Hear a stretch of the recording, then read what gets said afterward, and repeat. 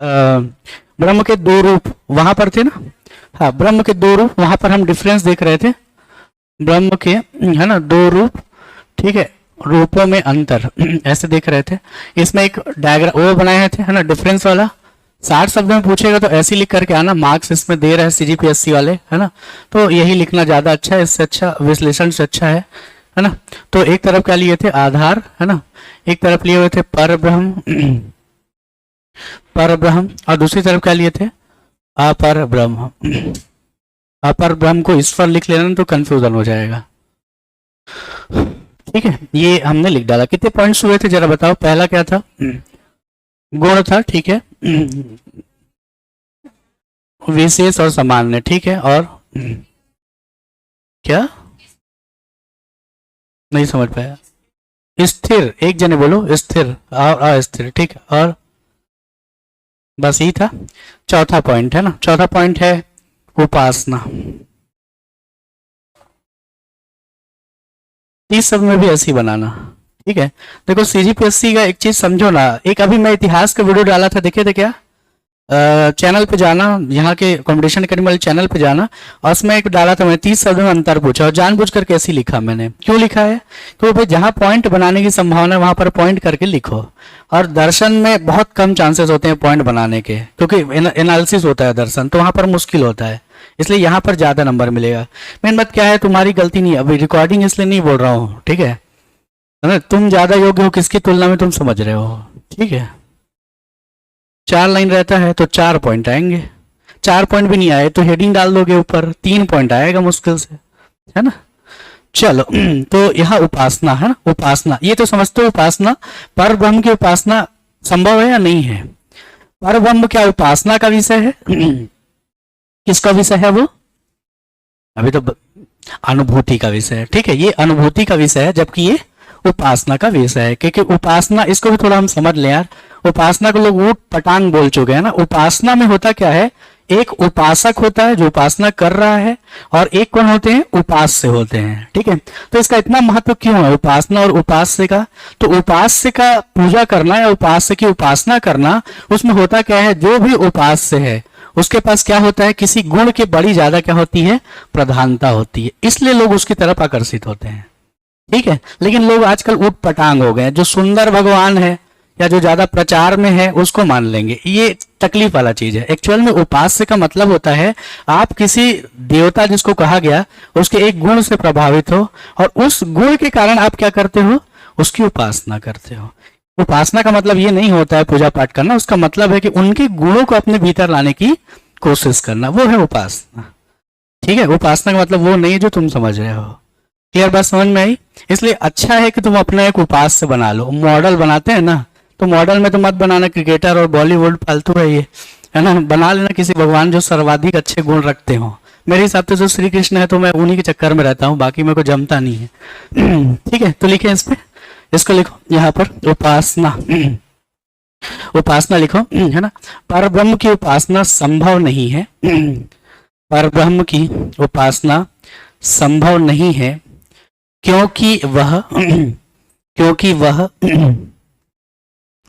क्योंकि वह अनुभूति का विषय है, क्योंकि वह अनुभूति का विषय, ठीक है। देखो दूसरी तरफ क्या लिखोगे, यहां लिख दोगे, है ना, है ना, उपासना संभव है, उतना ही लिख दो चल जाएगा।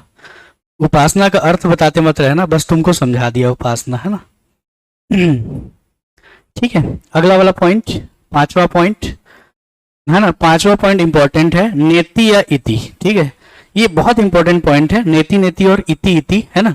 तो इसको समझना है अपने को, नेति नेति क्या होता है और इति इति क्या होता है, ठीक है। तो नेति नेति और इति, पहले तो इति इति को समझ ले, ज्यादा बेहतर रहता है, तो इसलिए मैं नीति इति इति को ले रहा हूं। तो देखो इति इति क्या होता है यहाँ पर ये क्या है, इति इति। इति इति का मतलब होता है ना, यह भी और वह भी, ठीक है। क्या मतलब है, यह भी और वह भी, ठीक है। तो जगत के बारे में हम जब भी बात करते हैं हम सकारात्मक बात करते हैं, ठीक, कि ये भी मेरा है। ऐसा जो आदमी है जगत के बारे में देखता है, वो कैसे देखता है जगत को, ये भी मेरा, ये भी मेरा, ये भी मेरा, ऐसे ही ना होता है उसके साथ। और जितना मेरा और मैं समझता है, ठीक है, उतना ही अहंकार में पड़ता है, वही बंधन है। तो जो ये भी करेगा, वो किसकी बात कर रहा है? जगत की। ठीक, आजकल महामूर्ख लोग एक वर्ड लाते हैं, जानते हो? पॉजिटिविटी, सुन रखा है इसको? पॉजिटिव काम करो, ठीक है। पॉजिटिव भारतीय दर्शन का हिस्सा ही नहीं है भाई, इसको मत लाओ, तुम बर्बाद होगे। एक्चुअल में भारतीय दर्शन का हिस्सा क्या है? एक्चुअल में भारतीय दर्शन का हिस्सा है नीति नीति, ठीक है भैया। नकारात्मक दृष्टि से चलो, ज्यादा फायदे में रहोगे, ठीक है। तो यह भी, वह भी कौन बोलेगा? जो संसार में इन्वॉल्व होना चाह रहा है, वो भी मेरा, वो भी मेरा, वो भी मेरा, दुखी रहेगा।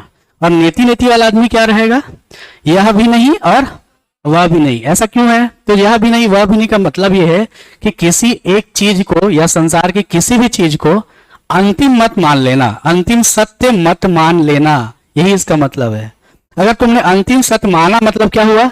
तुम माया में पड़े, तुम धोखे में पड़े, तुम आडंबर में पड़े। आजकल हो रहा है ना ये चीज, जादू दिखा दे रहे हैं सामने, एक्चुअल में माइंड मैपिंग है, वो जादू दिखा देते हैं और लोग उनके भक्त हो जाते हैं, लौटने लग जाते हैं, ठीक है। कि टोपी पहनाने के लिए 1.5 लाख, पाँव धोने के लिए 11,000, ये सब सिस्टम चलता है फिर उसके बाद, ठीक है।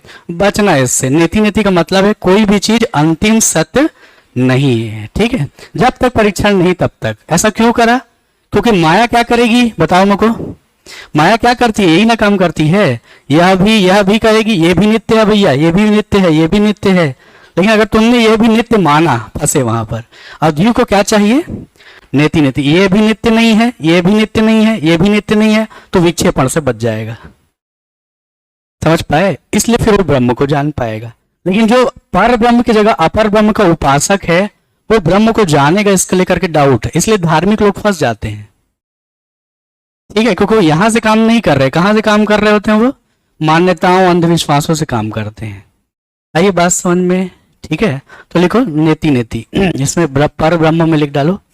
पर ब्रह्म नेति नेति है, पर ब्रह्म नेति नेति है, क्योंकि संसार की कोई वस्तु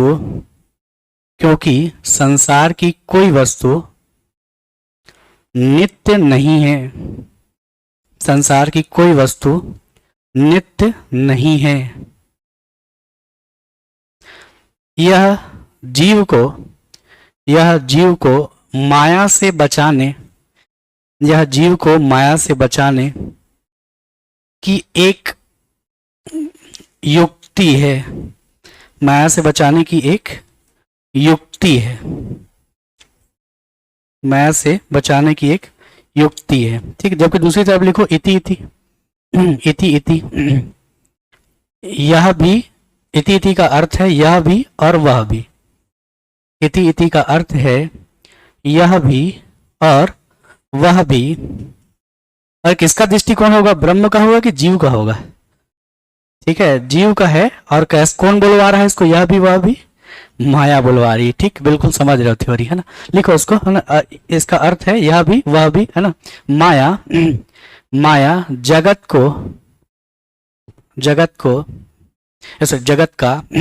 का जीव को इति के रूप में बोध कराती है। इति के रूप में बोध कराती है, ठीक है। वह अगला पॉइंट, एक दो और पॉइंट होंगे कुछ महत्वपूर्ण एक दो पॉइंट। हाँ, ये तो मूर्त और अमूर्त और सत्य वाला। देखो इसमें 6वां पॉइंट है मूर्त और अमूर्त। अमूर्त या मूर्त, ये तुम बता लोगे, है ना। अमूर्त या मूर्त, ठीक है। तो इसमें स्पेशली पता चल जाएगा कौन है अमूर्त और कौन है मूर्त, है ना। तो सिंपल लिख दो इसमें, ये अमूर्त है और ये मूर्त है। समझ में आ जा रहा है? क्योंकि मूर्तियां क्या हैं?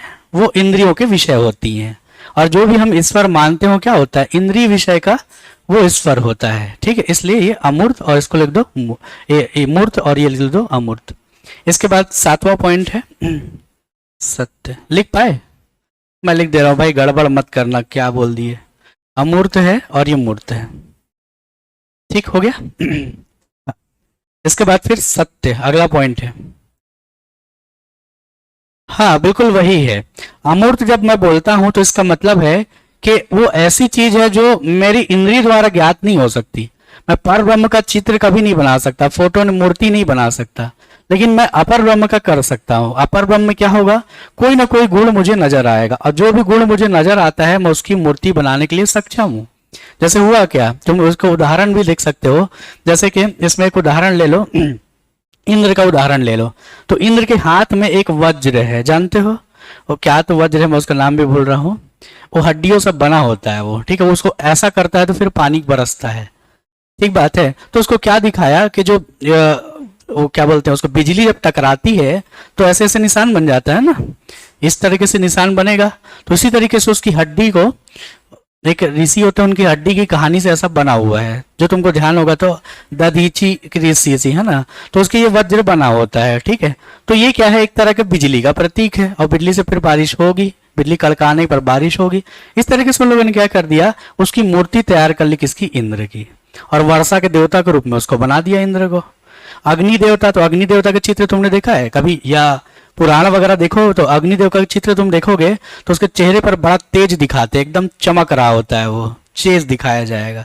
वायु देवता है, तो वायु जैसे ही आएंगे तो क्या होगा, आसपास वायु चल रहा है ऐसा दिखा देंगे। कम से कम इतना तो तुम नोटिस करते हो कि नहीं, ये मूर्ति है, समझ रहे हो, ठीक है। इसलिए ये कल्पनागत है ना। जैसे तुम कभी वेद पढ़ने मिले तो पढ़ना, जैसे वायु देवता आ गए तो उनका वर्णन भी वैसे ही होगा, बिल्कुल, ठीक है। ये मूर्ति इसलिए कहता है। अगला अगला लिखो, सत्य। सत्य, तो एक होता है अंतिम सत्य और एक होता है अंतिम सत्य नहीं होता, कहने का मतलब। तो अंतिम सत्य कौन होगा, है ना, जो पूर्ण है वही तो अंतिम सत्य होगा, जो 100% वही है। यहाँ पर क्या है, कुछ परसेंट हम देख पाते हैं, तो लिखो इसमें, है ना, ब्रह्म अंतिम सत्य है, या पर ब्रह्म जिसको बोले, अंतिम सत्य है, क्योंकि वह पूर्ण सत्ता है, क्योंकि वह पूर्ण सत्ता है, क्योंकि वह पूर्ण सत्ता है। जबकि दूसरी तरफ क्या लिखेंगे, ब्रह्म, ब्रह्म अपर ब्रह्म ना, अपर ब्रह्म, अपर ब्रह्म अंतिम सत्ता नहीं है, अंतिम सत्ता नहीं है, क्योंकि वह जीव को, क्योंकि वह जीव को कैसे नजर आती है, अंश के रूप में नजर आती है, समझ लो ना, सर्टेन परसेंट में नजर आता है, वो अंश के रूप में नजर आती है। लेकिन परसेंट निकालना बहुत मुश्किल है, हम लोग को जो दिखाई देता है उसको देखोगे तो 0.1 है कि 1 है कि कुछ नहीं पता, कि 0.000 पता नहीं कितना 1 होगा, ठीक है, जितना बड़ा ब्रह्मांड है। आया समझ में। अगला पॉइंट, एक पॉइंट और शायद एक पॉइंट और है, एक पॉइंट और लिखो। हाँ लिखो उसमें से, हाँ लिखो उसमें से, ज्ञेय और अज्ञेय, ज्ञेय और अज्ञेय, 8 पॉइंट। ज्ञेय और एक है अज्ञेय।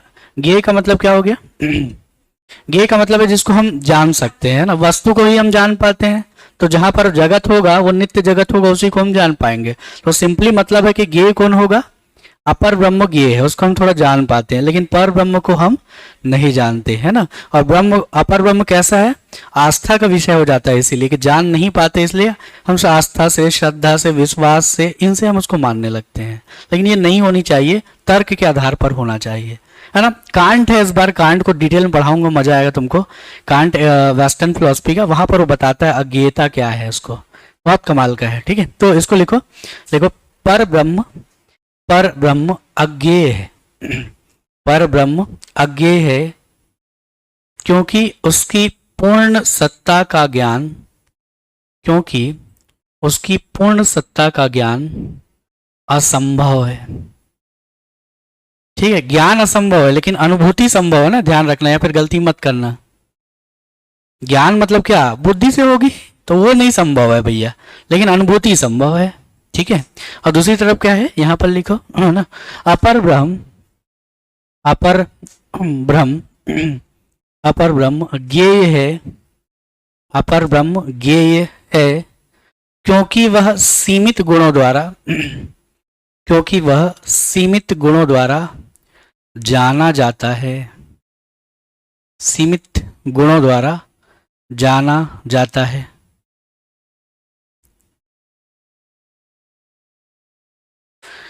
ठीक, क्लियर हो गया इसमें। ऐसे कोई पॉइंट ना बन रहा हो तो बताओ, फिर मैं ब्रह्म के स्वरूप में आ जाऊंगा।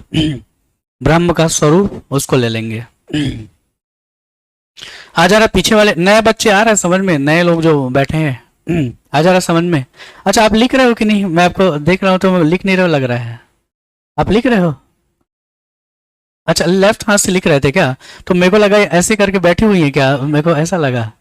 हाँ, तो मैं देख जा रहा हूँ। हाँ ठीक ठीक ठीक, नहीं लिखो है ना, क्योंकि मेंस की क्लास बिना राइटिंग के समझ में नहीं आती है, ठीक है। कोई कुछ भी कर ले, रटवा दूंगा और चल दूंगा तो तुम्हारे दिमाग में नहीं चढ़ेगा वो, इसलिए हर साल की मजबूरी लिखवाना है, ठीक है। चलो, ब्रह्म का स्वरूप, ब्रह्म का स्वरूप, ब्रह्म का स्वरूप।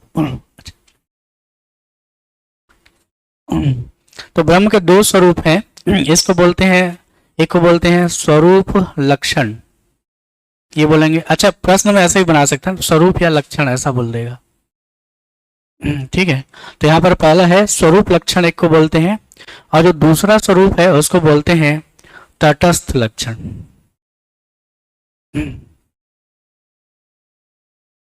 तटस्थ लक्षण, ये स्वरूप लक्षण और तटस्थ लक्षण, ठीक है। ये तो सरल है, वही समझाने में थोड़ा सा लगता है, ठीक। तो देखिए इसमें से स्वरूप हमने देखा था ब्रह्म का, क्या था ब्रह्म का स्वरूप, ठीक है, सत्य चित्त और, ठीक है, ये तीन चीज हमने देखा था, इसका एक्सप्लेनेशन भी मैंने दे दिया था उसी टाइम पे। तो तुमको अगर याद होगा तो सत्य का मतलब क्या है कि ब्रह्म जो है वो कभी भी क्या नहीं हो सकता, असत नहीं हो सकता, क्योंकि पूर्ण और अंतिम सत्ता, तो कहां से असत लाओगे उसको, तो ये सत्य है। चित्त मतलब क्यों कहा, क्योंकि वो किसी भौतिक वस्तु की तरह नहीं है जिसका नष्ट हो सके, ठीक है, तब क्या होगा, वो चेतन है। और आनंद क्यों है, सुख दुख से परे है, द्वैत से परे है ना, किसी भी द्वैत में फंसता ही नहीं, नित्य अनित्य में फंसता ही नहीं, इसलिए जो ब्रह्म को जान लेता है वो भी क्या होता है, आनंद पूर्ण हो जाता है। तो यहाँ पर सत्य चित आनंद लिख डालोगे, वहां पर लिखवाया था है कि नहीं, देखो एक बार चेक करके, सत्य चित आनंद, तो मैं लिखवाऊंगा नहीं इसको, कि लिखवाए वही बात रिपीट होगी, लिखो, चलो लिखो, इसमें पहला इसी को लिख लो फिर उसको मैं समझाता हूँ। लिखो, ब्रह्म का मूलभूत स्वरूप सत्यचित आनंद है। हाँ हाँ, इसी में लिख रहा है, इसी में है ना, इसी में, चाहो तो वन लाइनर टाइप से लिख लो या नीचे जगह में चाहो तो लिख सकते हो। तो क्या बोला था मैं, हाँ, ब्रह्म का मूल स्वरूप है ना सत्यचित आनंद है, ब्रह्म का है, हाँ जैसा भी लिखना चाहो, सत्य, हाँ प्लस वाला ज्यादा अच्छा लगेगा, सत्य चित्त आनंद है, सत्य चित्त आनंद है ना। आगे लिखना, सत्य का अभिप्राय है कि ब्रह्म, सत्य का अभिप्राय है कि ब्रह्म असत नहीं हो सकता, असत नहीं हो सकता, क्योंकि वह पूर्ण और, असत नहीं हो सकता क्योंकि वह पूर्ण और अंतिम सत्ता है, पूर्ण और अंतिम सत्ता है, ठीक। आगे लिखो, ब्रह्म चित्त है, ब्रह्म चित्त है क्योंकि वह अनित्य जगत की तरह, क्योंकि वह अनित्य जगत की तरह, अनित्य जगत की तरह भौतिक नहीं हो सकता, अनित्य जगत की तरह भौतिक नहीं हो सकता, ठीक बात है। तीसरा पॉइंट आनंद, देखो, ब्रह्म आनंद पूर्ण है, ब्रह्म आनंद पूर्ण है क्योंकि वह, क्योंकि वह किसी भी प्रकार के द्वैत, किसी भी प्रकार के द्वैत, ठीक है, द्वैत अर्थात सुख दुख, सुख दुख, जय पराजय, लाभ हानि, लाभ हानि से परे है, से परे है, ठीक बात है, आ जा रहा समझ में। ये इसका स्वरूप है सिंपली। ठीक, अब इसको दिमाग लगा के समझना। ठीक है, तटस्थ गुण को बड़ा दिमाग लगा के समझना। ठीक है, यहाँ पर देखो, यहाँ तटस्थ जो होता है, यहाँ पर एक शब्द इंपॉर्टेंट है, वो पहले मैं लिख देता हूँ। उसको कहता है आगंतुक गुण। ठीक, इसको समझना तुम। आगंतुक गुण, आगंतुक का मतलब है आया हुआ गुण या लागू किया, जबरन थोपा हुआ गुण। ठीक बात है, थोपा हुआ गुण को क्या बोलेंगे? आगंतुक गुण। ठीक, अब यहाँ पर तुम देखना, यहाँ पर जीव है। ठीक है, अब जीव जानता है किसको? एक जो है जान रहा है किसको? स्वरूप लक्षण को। तो मुझे बताओ, मैं जब इसका स्वरूप लक्षण का, ब्रह्म के स्वरूप लक्षण का वर्णन करता हूं, तो मैं किसका प्रयोग करूंगा? अनुभूति का कि तर्क का? अनुभूति का नहीं कर सकता ना, तर्क का करना पड़ेगा, क्योंकि मैंने क्या किया? अभी अभी तुमको तर्क दिया है कि क्यों सत्य है और क्यों चित्त है और क्यों आनंद है। मैंने उसका क्या किया है? तुमको तर्क से सिद्ध किया। लेकिन जब मेरी मजबूरी यहाँ पर तटस्थ लक्षण को बताने की है, तब मैं क्या करता हूं? एक्चुअल में मैं इसके अंदर क्या करता हूं? आगंतुक गुण डालता हूं। अब कब डालूंगा आगंतुक गुण? जब अनुभूति होगी। जीव को क्या होगा? जब अनुभूति होगी वो क्या करेगा? उसके भीतर आगंतुक गुणों को डाल देगा। अभी आगंतुक गुण का मतलब क्या है? तो यहां पर मैंने बताया था, एक शब्द था, याद आ रहा है? ये बताया था कूटस्थ। यहां पर कूटस्थ का मतलब है कि ब्रह्म कैसा है? जैसे एक रेत ढेर पड़ी हुई है, रेत का ढेर पड़ा हुआ है, तो अपने आप में तो कुछ करती नहीं है ना, लेकिन आसपास की चीजें क्या होती हैं? उसको परिवर्तनीय दिखा सकती हैं। क्या हुआ? हवा चला तो क्या वो परिवर्तनीय नजर आएगी? तो ऐसे ही क्या है, ब्रह्म अपनी जगह पर कूटस्थ स्थिति में मौजूद होता है, लेकिन चूंकि ब्रह्म जानता है उसको, तो अनुभूति के स्तर पर क्या करता है? उसको कूटस्थ के रूप में ही जान रहा है। वो अनुभूति किसकी हो रही है? कूटस्थ अनुभूति हो रही है। लेकिन होता क्या है, जैसे ही वो वापस आता है, अनुभूति से बाहर निकलता है, तो कहां जाएगा? फिर से वापस संसार में, नित्य चीजों में आ जाएगा। और इसका वर्णन जैसे ही वो करता है, वो क्या करेगा? अपनी भाषा का प्रयोग करेगा, शब्दों का प्रयोग करेगा, और इसका वर्णन जैसे ही करता है तो क्या होते हैं? गुणों को आरोपित कर देता है। ये कितना क्लियर हुआ? जैसे हमने क्या दिया है? एक अंतिम सत्ता है, उसको हमने क्या नाम दे दिया? ब्रह्म। लेकिन ब्रह्म तो हमने नाम नहीं दिया था, या उसने तो नाम नहीं दिया था, ब्रह्म ने अपने आप को ब्रह्म तो कहा ही नहीं। लेकिन फिर हमने ब्रह्म क्यों कहा? जिसने अनुभूति से जाना होगा कि ये ब्रह्म है, उसने क्या किया होगा? दूसरे को समझाने की मजबूरी से क्या किया होगा? आगंतुक गुणों का उसके ऊपर क्या किया होगा? आरोपण किया होगा। ठीक बात है। तो आगंतुक गुणों का जैसे ही मैं इसके ऊपर आरोपण करता हूं, तो मैं किसका वर्णन करता हूं? तटस्थ लक्षण का। अब यहां समझना, तटस्थ का मतलब क्या होता है? निष्पक्ष होता है कि मैं किसी भी तरफ नहीं जा रहा हूं, यही ना मतलब है। लेकिन ध्यान रखना कि जब भी तटस्थ कहा जाएगा, वहां पर एक की तरफ हमेशा जाया जाता है। कैसे? जैसे एक तरफ पक्ष है और दूसरी तरफ क्या है? विपक्ष है। तो दोनों में वाद विवाद हो रहा है, तो मुझे एक को चुनना जरूर पड़ेगा। और मैं चुनूंगा किसको? ना मैं पक्ष को चुनता हूं, ना मैं विपक्ष को चुनता हूं, बल्कि मैं किसको चुनता हूं? सत्य को। तो सत्य को और न्याय को जब चुनोगे, तो मतलब क्या? तुम्हारी तटस्थता बरकरार रहेगी। इसलिए इसका नाम क्या पड़ा? तटस्थ लक्षण। घूम गया हो क्या? क्लियर हुआ है? कुछ आ रहा समझ में?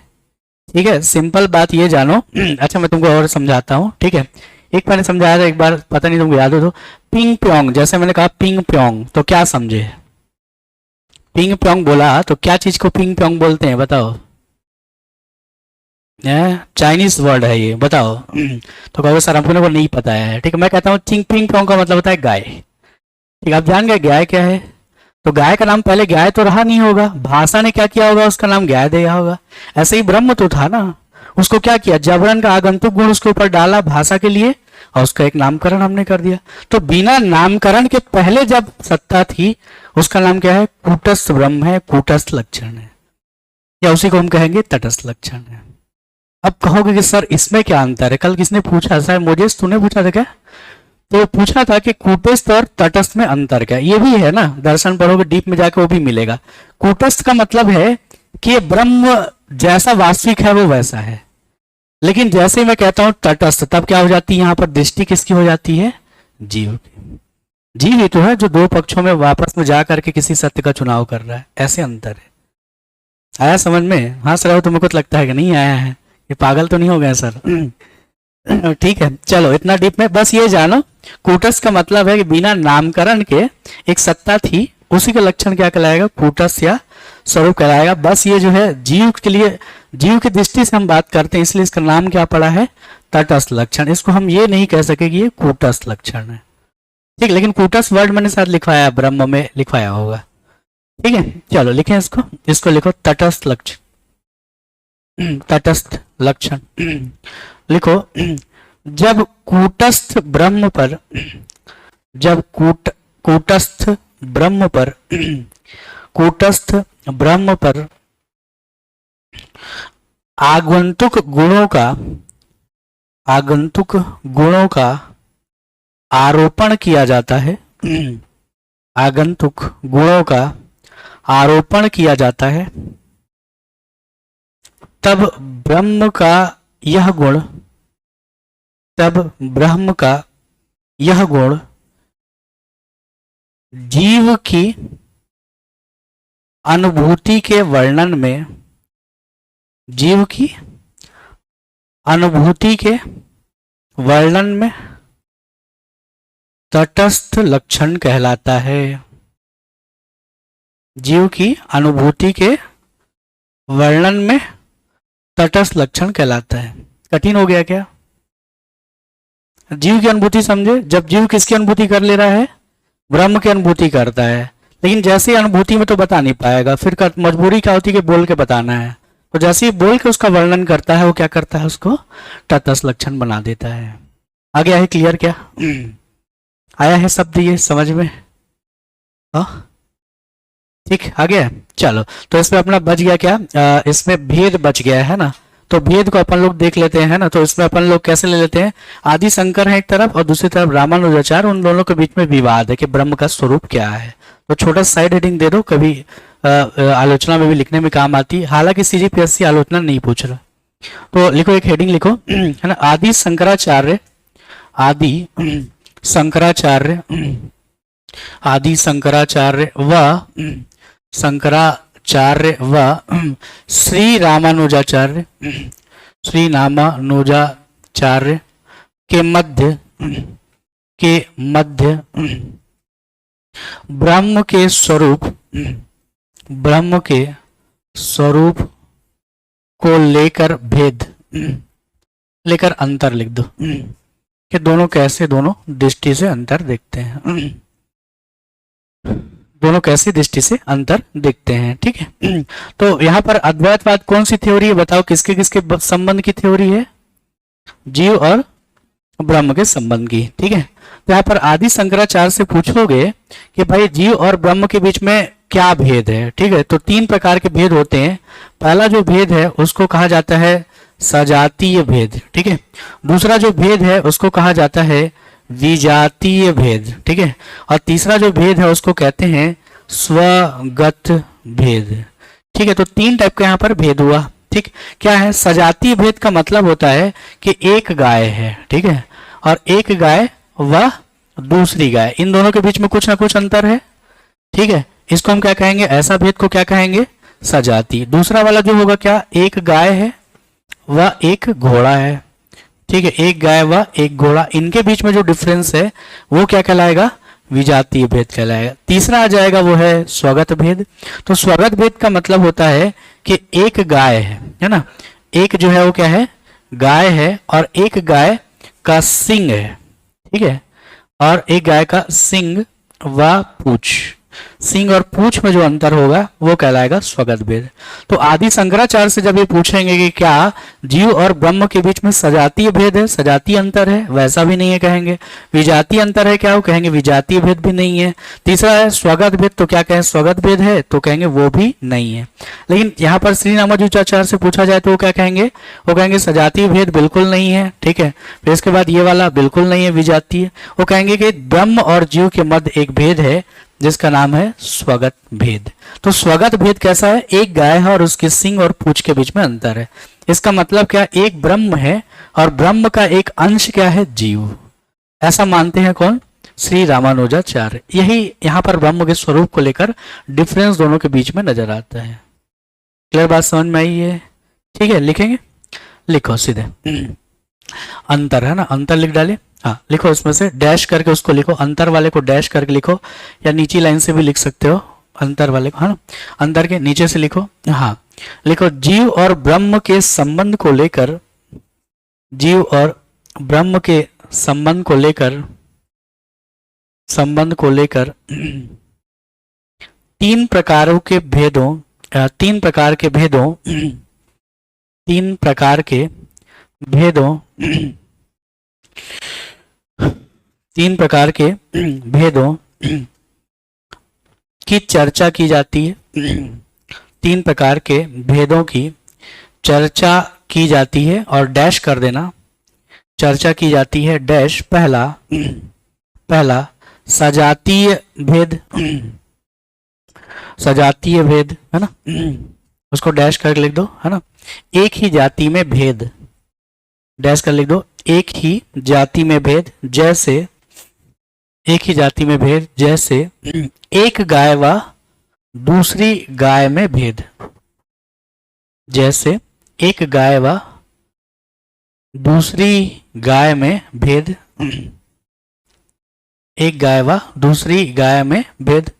दूसरा आ जाएगा विजातीय भेद, विजातीय भेद, इसको लिख डालो है ना, विजातीय भेद।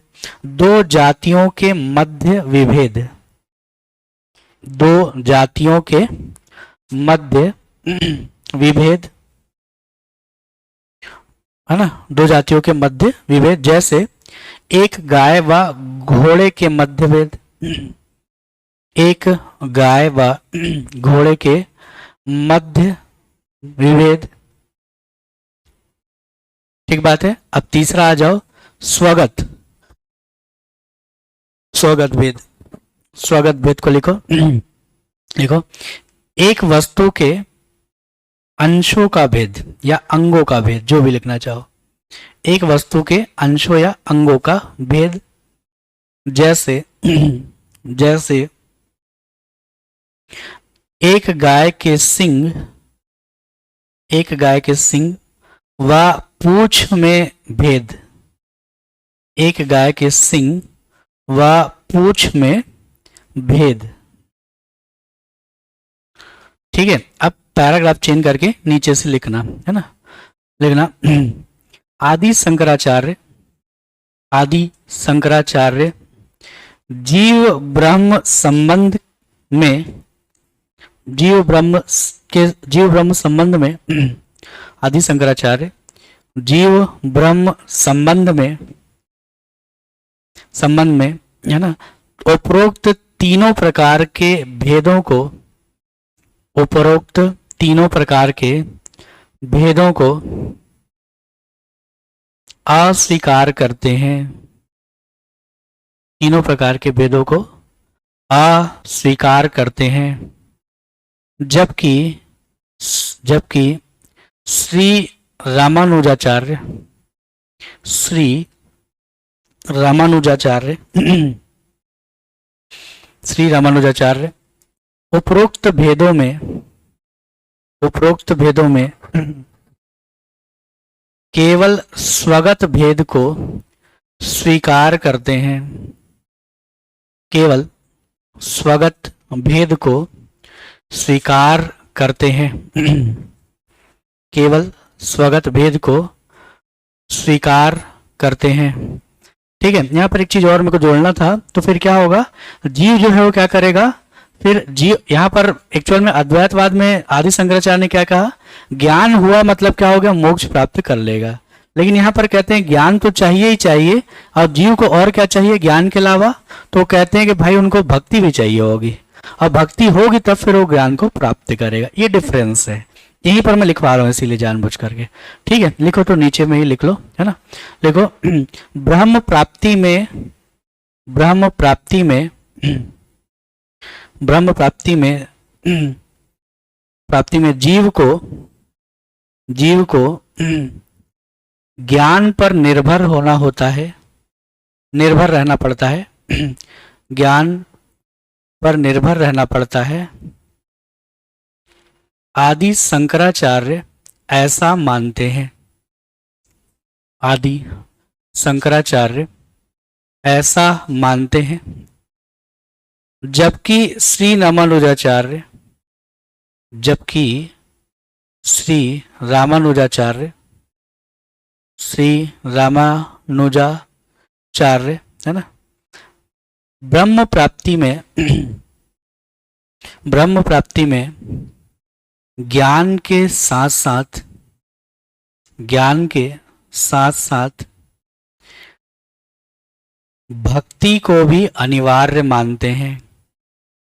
भक्ति को भी अनिवार्य मानते हैं। ऐसा वे स्वगत भेद के कारण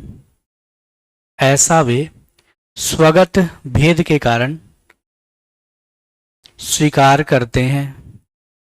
ये बात समझ में आई? स्वगत भेद के कारण भक्ति क्यों आई? क्योंकि भक्त को पहले समझना जरूरी है ना कि मैं भक्त हूं और सामने वाला भगवान है और मैं उसी का हिस्सा हूं, तब तक भक्ति संभव नहीं होएगी। ठीक है, इसलिए वो ऐसा मानते हैं कि जीव को भक्ति भी चाहिए ज्ञान के साथ। बड़ा ठीक है। यहाँ पर अब ब्रह्म परमार्थिक सत्ता है, इसको सिद्ध करने के लिए 3 प्रकार की सत्ता होगी और तर्क होंगे। शायद हम लोग बहुत धीरे चल रहे हैं क्या, मेरे को ऐसा लग रहा है। आज सोचा था कि ब्रह्म हम कंप्लीट कर लेंगे, ये नहीं हो पाया है। चलो मैं इसको 5 मिनट का टाइम है, 5 मिनट समझा सकता हूँ। ठीक है, कोशिश करता हूँ। तो देखो यहाँ पर से हाँ, ब्रह्म परमार्थिक सत्ता है, ब्रह्म परमार्थिक सत्ता है। अब ये इसको अलग से मैं क्यों लिखवा रहा हूँ, जानबूझ करके मैं लिखवा रहा हूँ। पिछली बार मैंने ब्रह्म के स्वरूप में ही लिखवा दिया था इसको, लेकिन ये जानबूझ करके अलग लिखवाने पीछे कारण क्या है कि परमार्थिक सत्ता दोनों जगह पर आती है, यानी कि माया में भी हमको पढ़ना पड़ेगा और यहाँ पर भी पढ़ना पड़ेगा। इसलिए मेरी मजबूरी हो रही है, मोक्ष में भी आएगा ये, इसलिए मैं चाह रहा हूँ कि परमार्थिक सत्ता को हम अलग से जान लें। ठीक है, तो देखो इसमें से ब्रह्म परमार्थिक सत्ता है, ये हम कैसे समझेंगे। तो देखो सत्ता के 3 प्रकार होते हैं। ठीक है, सत्ता के 3 प्रकार। ठीक है, तो सत्ता के 3 प्रकार में क्या क्या प्रकार है इसको देखें। तो पहला जो प्रकार है इसको कहा जाता है वो है प्रतिभासित सत्ता। ठीक है, प्रतिभासित सत्ता। दूसरी कौन सी है, उसको बोलते हैं व्यवहारिक सत्ता, है ना। और तीसरा कौन सा है, उसको बोलते हैं परमार्थिक सत्ता, परमार्थिक सत्ता। ठीक है, तीनों को हम समझते हैं कि क्या है ये। ठीक है, देखो यहाँ पर प्रतिभासिक सत्ता का मतलब होता है ब्रह्म, ऐसा ज्ञान जो कैसा ज्ञान है, ब्रह्म का ज्ञान है। उदाहरण कैसे कहोगे, तो उदाहरण में कहोगे रस्सी में, है ना, रस्सी में सर्प का ज्ञान। ठीक, तो ये क्या होगा, ये ब्रह्म ज्ञान है, बाद में ब्रह्म दूर भी हो जाता है फटाक से। इसके बाद दूसरा जो है वो व्यवहारिक सत्ता है। तो यहाँ पर हम क्या कहेंगे व्यवहारिक में, तो यहाँ पर वास्तविक ज्ञान इसको बोल देंगे। ठीक है, वास्तविक ज्ञान, लेकिन किसकी बात कर रहा हूं मैं, जीव की ना। तो वास्तविक ज्ञान कैसे हम इसको बोलेंगे व्यवहारिक सत्ता को, तो हम कहेंगे कि रस्सी जो है उसको क्या समझना, रस्सी को रस्सी के रूप में जानना। ठीक है, रस्सी के रूप में। ठीक, तो ये क्या कहलाएगा, वास्तविक ज्ञान कहलाएगा या व्यवहारिक ज्ञान। लेकिन परमार्थिक ज्ञान क्या है, परमार्थिक ज्ञान, तो यहाँ पर क्या होगा, जो व्यवहार है इसके टूटने पर जो ज्ञान होता है, व्यवहार के टूटने पर होने वाला ज्ञान, टूटने पर होने वाला ज्ञान, वो क्या होगा, परमार्थिक ज्ञान है। अब इसको मैं थोड़ा समझाऊं। रस्सी ले लिया, तो रस्सी जो है उसमें गलती से पाँव पड़ा तो हमने क्या समझा कि वो सर्प है। ठीक है, तो यहाँ पर कौन सा हुआ, परमार्थिक ज्ञान, सॉरी प्रतिभासित ज्ञान। दूसरा जो है रस्सी को रस्सी की तरह जान रहा हूं कि बांधने के काम आती है, व्यवहार वही तो हुआ कि बांधने के काम आएगी, तो ये क्या होगा, मैंने कहा कि व्यवहारिक सत्ता है। लेकिन मैं जब जान जाता हूं कि रस्सी अनित्य है, इसका मतलब क्या हुआ, मैंने जान लिया कि परमार्थिक रूप से ये अनित्य है। ठीक, जगत के साथ ऐसा ही होगा। जगत को छोटे बच्चे कैसे जानते हैं, भ्रम की तरह, कि लोगों को लगता है कि सब कुछ सत्य है तो भ्रम में रहता है, बाद में धीरे धीरे भ्रम उसका टूटता है। ठीक है, तो सीधा गुंडा बनता है इसके बाद, क्योंकि जगत से बड़ा परेशान होता है ना। तो भ्रम, वहां वाला ज्ञान छोटे बच्चे को, बड़ा हो गया तो क्या करता है, व्यवहारिक हो जाता है। समाज में कैसा व्यवहार करते हैं, सामने हाथ बुलाते हैं, तारीफ करते हैं, पीछे गालियां देते हैं, वो व्यवहारिकता में आ जाता है। और तीसरे नंबर पर स्थिति क्या आती है, जब उसको जान जाता है कि व्यवहार करना भी क्या है, अनित्यता है, भाई इनके चक्कर में ना रहो, एक ही नित्य है, वो ब्रह्म है। तो जिसने ब्रह्म को जाना, किसको जान गया, परमार्थिक सत्ता। तो ब्रह्म क्या है, परमार्थिक सत्ता। यहीं पर माया को थोड़ा बता देता हूं। तो जो परमार्थिक स्तर पर नहीं होती वो क्या है, माया है। क्योंकि माया क्या है, सत्य भी है और असत्य भी है। सत्य किसके लिए हो जाती है, जो जगत को नित्य मानता है, और असत्य किसके लिए हो जाती है, जो परमार्थिक सत्ता ब्रह्म को जान जाता है उसके लिए। तो सत्य और असत दोनों है। ये क्लियर हुआ क्या? 5 मिनट में अगर नहीं आया होगा तो कल एक बार और समझा करके लिखवा दूंगा, ठीक है? टाइम भी हो रहा है। ठीक, कुछ है चेक कराने वाला? 1-2 लोग दे रहे थे, 1-2 मिनट में चेक कर देता हूँ। और देखो तुमको कोई बात नहीं समझ में आई तो पूछो, 1-2 मिनट है मेरे पास। दिखाओ।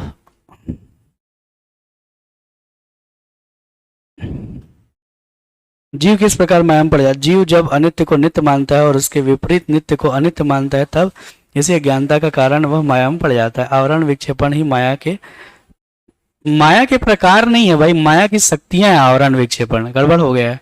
विवेक ज्ञान के आधार पर वह माया से मुक्त होता है। मुक्त होने की बात ही नहीं बतानी है इसमें, ठीक है? और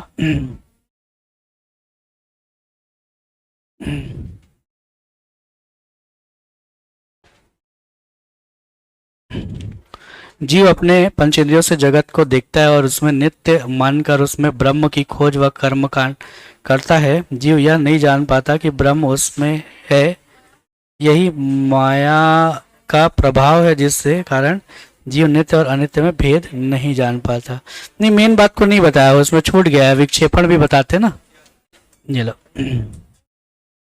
देखो, माया अपनी आवरण शक्ति द्वारा ब्रह्म पर पर्दा डाल देती है, जिससे जीव को अपने ब्रह्म स्वरूप को नहीं समझ पाता। माया की विक्षेपण शक्ति ब्रह्म को जानने में प्रयासरत जीव को विक्षेपित कर देती है। फलस्वरूप जीव अध्यास में पड़ जाता है, जगत को ब्रह्म समझता है। उल्टा लिख दिया इसको, इसका ठीक, इसका उल्टा लिखते तो ठीक हो जाता। मतलब पीछे से शुरुआत कर दी है। माया अपनी आवरण शक्ति वगैरह में चले गए, है ना? विक्षेपण लास्ट में आता तो ठीक आता है। ठीक है, चलो क्लियर हुआ। कल देखते हैं फिर बाकी मामले, है ना? ठीक, थैंक यू क्लास।